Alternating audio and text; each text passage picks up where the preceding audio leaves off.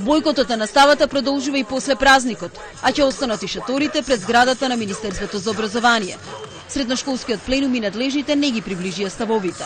Оваа година нема да има отстапки околу начинот на полагање на екстерното.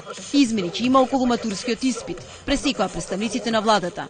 Одлучивме оваа година матурскиот испит да се полага согласно стариот концепт, односно математиката да не биде задолжителна и да не постои електронско тестирање. Според надлежните, ова е конечен став, бидејќи нема веќе простор за разговори со оглед на исклучително кусото време за подготовка на испитите.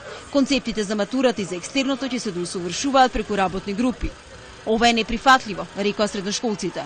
Тоа што тие го бараат е компромис, ние да отстапиме од едното барање за да го добиеме другото барање. Ние ги сакаме двете барања. Преку двете барања ќе стигнеме до поквалитетно образование. Преку компромис не се постигнува квалитетно средно образование. Проблемот според средношколците ќе се реши само доколку има волја.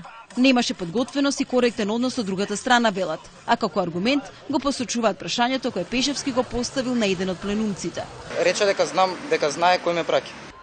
Според Рајковски, нејасно е на што алудирал вице-премиерот Пешевски. Средношколците тврдат дека ваквиот однос нема да ги поколеба. Секој ден ќе ги именуваат начините на изразување револт, како на пример денешниот, кога ги повикуваа возачите на автомобили преку свирка да им изразат поддршка.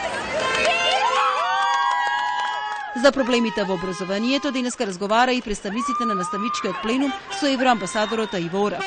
Тамо го посочиле и игнорантскиот однос на министерот Адеми кон нив.